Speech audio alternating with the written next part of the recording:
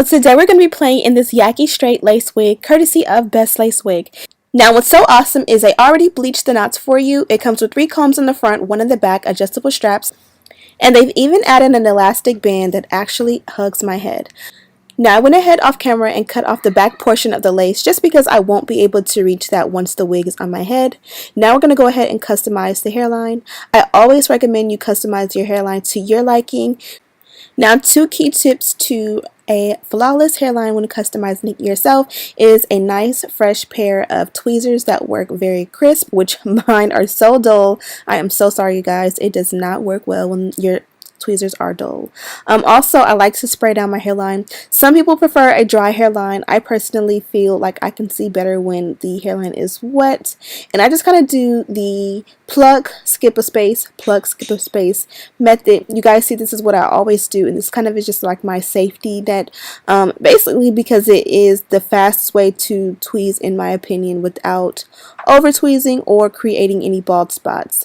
Now I like to tweeze what I would consider to be the baby hair, where I basically section out the baby hair and I tweeze behind that, and then I tweeze one more time, another row going back, and then I also sometimes will tweeze the very front hairline.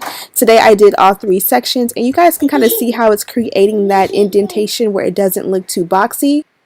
Always check your work by using either a comb or a brush to kind of brush backwards to see if any extra hair is coming out in spaces that you think, like maybe the hair, you plucked it but it's still kind of sitting there, so it seems like it's hair there and it's not. So always take your time, check your work as you go along and see your progress for what it is, and don't feel so pressed to have the perfect hairline right away.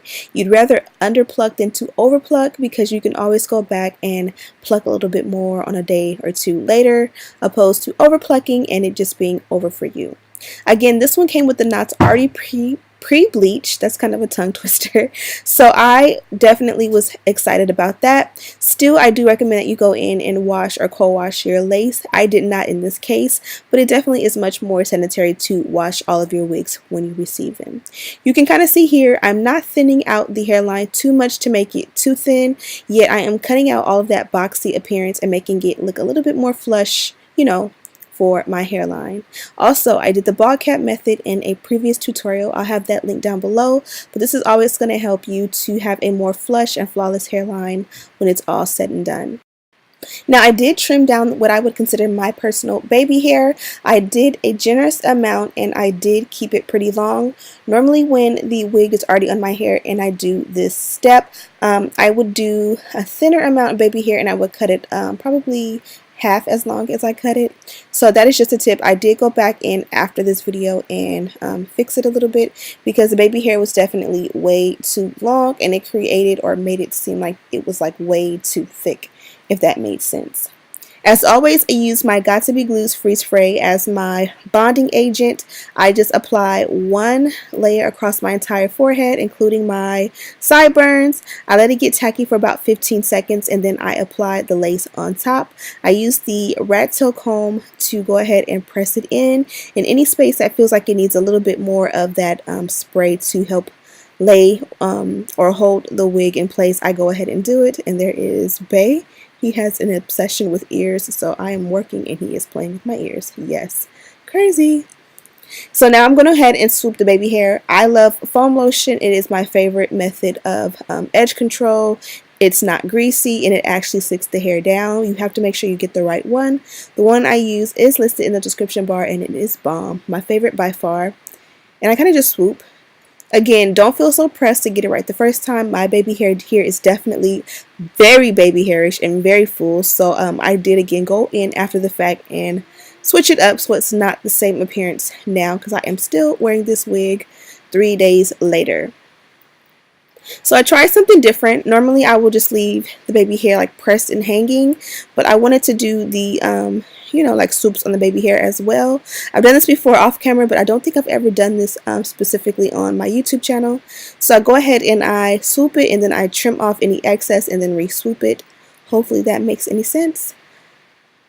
Now I'm going ahead and styling. I did decide that I wanted to do twisties, but as you guys can see, I'm not really doing twisties. Like, I'm twisting, but it's not twisting, if that makes any sense. I kind of was a little bit lazy But because this hair had a nice density, it didn't work out because it was a little bit too puffy and you couldn't see your parting, so it just looked a little bit weird. So I wish I would have just went ahead and took my time and recreated that because that is the look I wanted. But I ended up with this really nice goddess braid and I loved this even more, so it worked out for me. Off camera, I went ahead and straightened out the hair and added some hair jewels, and I came up with a gorgeous look. Okay, my camera died, but we're back. As I was saying, this is the packaging. Oops. For WowEbony. They have a really cool, you know, little brochure with all the information on their company. And then, of course, they have their own custom tissue paper. So it's wrapped really nice when you actually receive it. They also sent over some wig caps and an elastic band with instructions on how to use it. So that's pretty cool. I'll put up the specs for you guys, but this wig is 22 inches. It is 180% density. It's virgin Brazilian hair or Brazilian virgin hair. They sent her over in a natural color, and it is definitely a Yaki texture. Now, when I first pulled her out, I didn't even notice that was a Yaki, but whenever I installed her in my head and I started running my fingers through her for real, I realized the texture is or feels like a Yaki texture. But what's really cool about it is it still is straight, and really to the eye it kind of reminds you of like pressed African American hair without being too big. It just is like a silk press on African American hair. You more so feel the Yaki texture to the touch, but you may not even realize it's Yaki texture when you look at it. I love that it's a 360, so I definitely will be able to put her up into high ponytail and bun. Excuse this little dip right here. I have two braids in my real hair and it's not flat, but I'm going to fix that probably either tomorrow or Thursday. And yeah, absolutely love this look. What made it so easy and so perfect was that it came with an elastic band and the knots came bleached. Two of the most questions I get are, I bleached my knots and it went wrong. How do I fix it? And it's almost like I really don't know because I'm not there to see. So if you're not experienced with customizing your wigs yourself as far as adding your elastic band or bleaching your knots, it would be a great suggestion to go to WowEbony's website and purchase one of these wigs. They have other options if you don't want straight, or if you don't want Yaki texture, or if you just don't want it this long. Also, I loved how this wig actually fit my head. The elastic band actually fit me, and on top of that, the wig laid flat and fit me as well. A very rare combo because most wigs, the elastic, when it comes with an elastic band, never ever fits. Also, I picked these little jewels up from my local beauty supply store. They were $3.99 and it came with 6. And they're just these little cute little rhinestone looking jewels. I thought, you know, put something in there to set it off, but it definitely wasn't needed. Normally, I would use my little gold ones that clamp in like for braids, but this kind of gives a more sassy, classy vibe, I think. So, yeah. Hope you guys enjoyed this video. Don't forget to check out WowEbony. A link to this wig and all the description on everything that I received is listed in the description bar. Also, I've left a detailed list of everything I used to style my wig in the description bar, including like my mannequin head and the tripod and everything like that, because I do get a lot of questions on stuff like that. My flat iron, all that usually is listed in the description bar, so make sure you guys check that out as well. Don't forget to subscribe, like this video, share with your friends. Comments are still turned off on my channel. I know a lot of you are still confused. This is a beauty channel slash family channel because I do post vlogs and pregnancy updates and things like that. So being that we do family videos here, YouTube did shut us down temporarily as far as the comments goes, so I am patiently waiting for them to turn them back on. It has a lot to do with child exploitation, predators coming to YouTube to find content, which is so disgusting.